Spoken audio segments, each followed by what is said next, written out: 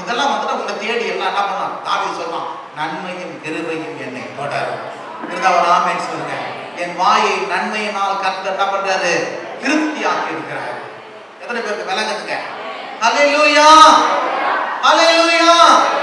எத்தனை பேர் விசுவாசிக்கிறீங்க? ஆசீர்வாதம். ஆசீர்வாதத்துக்கு முதல் வழி என்ன வழிங்க? இயேசுதான். இயேசுவை தேவன் மரித்தோரிலிருந்து எழுப்பினார் என்று நீ விசுவாசிக்கும் போது ஆசீர்வாதம் மேல வந்துடும். ஒரு ஆமென் சொல்லுங்க. இந்த ஆசீர்வாதம் வாழ்க்கை பெருகும். எப்படி பெருகும்? தேவனை தேடும் போதும், தேவனை ஆராதிக்கும் போதும். ஒரு ஆமென் சொல்லுங்க. எப்படி கிருபை பெருகுதோ, எப்படி அன்புல பெருகுதோ, இந்த ஆசீர்வாதம் என்ன பண்ணோம்? 11 மடங்கு பெருகினே போகும். அவரை தேடும் போது, அவர் ஆராதிக்கும் போது, ஜெபிக்கும் போது, தேவனுடைய காரியங்களை கொண்டு உதவும் போது, வேலை செய்யும் போது, ஒரு ஆமென் சொல்லுங்க. ஆசீர்வாதம் மேல வந்து ஒரு ஆமென் பெருகும். அது உன் மேல புரண்டு ஓடும். உனக்கு முந்தி போய் உனக்கு முன்னாடி என்ன பண்ண ஆசீர்வாதம் நிற்கும். ஒரு ஆமென் சொல்லுங்க. இந்த ஆசீர்வாதம் தலை மேல இருக்கணும்பா. ஒரு ஆமென் சொல்லுங்க. சாபம் வீட்டுக்குள்ளே வாசல்ல வைக்கக்கூடாது. சில பேர் பாவமும் சாபமும் வந்து வீட்டு வாசலுக்கு பட்டுங்க. என்ன செஞ்சாலும் திருப்தி இருக்காது. என்ன செஞ்சாலும் பிரச்சனை, ஓயாம பிரச்சனை, ஓயாம கஷ்டம், ஓயாம கண்ணீர், போராட்டம், உபத்திரம், வேதனை. ஏன்? பாவம். பாவத்துக்கு வாசலை திறந்து விட்டு, பிசாசுக்கு திறந்து விட்டதுனால வாழ்க்கையே சின்ன பின்னமா என்ன பண்ணோம்? போயிடும். ஆனா நம்ம பாவத்துக்கும் பிசாசுக்கும் இடம் கொடுக்காம கர்த்தராகிய இயேசுவை விசுவாசிக்கணும்னா நம்ம வாழ்க்கையில ஆசீர்வாதம் நமக்குள்ள வந்துடும். நன்மையும் கிருபையும் வந்துடும். கர்த்தர் நன்மையினால் நம்ம வாயை திருப்தியாக்குவாரு. நன்மையினால் நம்ம என்ன பண்ணுவாரு? இதை கட்டுவார். ஒரு ஆமென் சொல்லுங்க. போதும். நீங்க 2 காரியத்தை தான் நீங்க சொல்லியிருக்கிறேன். என்ன சொல்லியிருக்க சொல்லுங்க பார்க்கலாம். ஹல்லேலூயா. நிறைய சொன்னா என்ன நிக்க மாட்டேங்க. இப்போதும் சாப்பிட முடியாது. இதுக்கு மேல சாப்பிட்டா நான் வாமிட் பண்ணிடுவேன். நெஞ்சு வரைக்கும் வந்துச்சு. கொஞ்சம் கொஞ்சமா உங்களுக்கு உள்ள போடுறேன். கொஞ்சம் கொஞ்சமா உங்களுக்கு ஆசீர்வாதத்தை விரும்புங்க. பரிசுத்த ஆவியை விரும்புங்க. தேவனுடைய காரியங்களை விரும்பும். சில பேர் எல்லாத்தையும் அசட்டணும். தேவனுடைய காரியங்களை ஏசாம அசட்ட அசட்ட மட்டும் பண்ணாதீங்க. தேவனுடைய காரியம் ஏசா மாதிரி இருக்காதீங்க. ஈசாக்கு மாதிரி என்ன பண்ணுங்க? இருங்க. ஆசீர்வாதத்தை என்ன பண்ணுங்க? விரும்புங்க.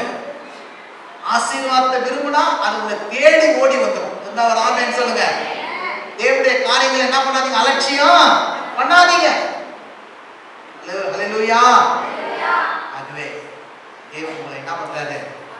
தேவன் நம்ம மரித்தோடு உயிரோடு எழுப்பி உங்களை பரிசுத்த ஆவியினால் நிரப்பவும் உங்களை ஆசீர்வதிக்கும்படியாகத்தான் இயேசுவை தேவன் மரித்தோடு என்ன பண்ணாரு? எழுப்பினார். இதை நீங்க விசுவாசிக்கணும். இயேசுவை மரித்தோடு எழுப்புவதை விசுவாசிக்கணும். அதை நம்பணும். பரிசுத்த ஆவியை விசுவாசிக்கணும். ஆசீர்வாதத்தை விசுவாசிக்கணும். அந்த விசுவாசிக்க உங்க வாழ்க்கையில மிகப்பெரிய பலன் என்ன பண்ண தரும். ஒரு ஆமென் சொல்லுங்களேன். சொல்லுங்க எல்லாம். எங்கள் அன்பின் பரலோக பிதாவே, இயேசுவின் நாமத்தினாலே நான் திரு சமூகத்துக்கு வருகிறேன். இப்பொழுதும் தேவன் நமது குமாரனை மரித்தோரிலிருந்து எழுப்பினார் என்று நான் விசுவாசிக்கிறேன். என்னை ஆசீர்வதிக்கவும், எனக்கு பரிசுத்த ஆவியின் வரத்தை தரவும் அவர் முதலாவது இயேசுவை எழுப்பி எங்களிடத்திலே அனுப்பியிருக்கிறார். இயேசுவே, எங்கள் உள்ளத்தில் வாரும். ஒரு பரிசுத்த ஆவியை தாரும். இயேசுவே, ஒரு ஆசீர்வாதத்தினாலே எங்கள் குடும்பங்கள் நிலை பெறட்டு மாட்டது. இயேசுவின் நாமத்தினாலே ஆமென், ஆமென். பிதாவே, இயேசுவின் நாமத்தினாலே திருசமூகத்துக்கு வருகிறோம். இந்த வேலையிலும் கூட தாமே மழையை போல பனியை போல தேவரீர் உமது குமாரனை நீ உயிரோடு கூட எழுப்பி நீர் ஆசீர்வதிக்கும்படியாக, நீர் ஆண்டவரே பரிசுத்த ஆவியினால் அபிஷேகிக்கும்படியாக உயிரோடு கூட எழுப்பி இருக்கிறீர். இந்த வார்த்தையை கேட்டுக்கொண்டிருக்கிற ஒவ்வொரு சகோதரனாலும் சகோதரியானாலும் அவர்கள் உள்ளத்துல கட்டாமே இந்த இயேசுவை குறித்தும் மேல இருக்கிற விசுவாசத்தை குறித்தும் உறுதிப்படத்தக்கதாக நீர் கிருபை செய்வீர். எந்த நாளும் அவரை நீர் ஆசீர்வதியும். ஒரு கிருபைக்குள்ளாய் மூடிக்கொள்ளும். இயேசுவின் நல்ல நாமத்தினால் ஜெபிக்கிறோம் எங்கள் நல்ல பிதாவே. ஆமென், ஆமென், ஆமென். நம்முடைய கர்த்தராகிய இயேசு கிறிஸ்துவின் கிருபையும் பிதாவாகிய தேவனுடைய அன்பும் பரிசுத்த ஆவியினுடைய அந்யோன்ய ஐக்கியமும் சமாதானம் என்றென்றும் நம்மோடு கூட இருப்பதாக. சென்று வாருங்கள், கர்த்தர் உங்களை ஆசீர்வதிப்பாராக. ஒரு வாழ்த்து தெரிவித்துக் கொள்வோம்.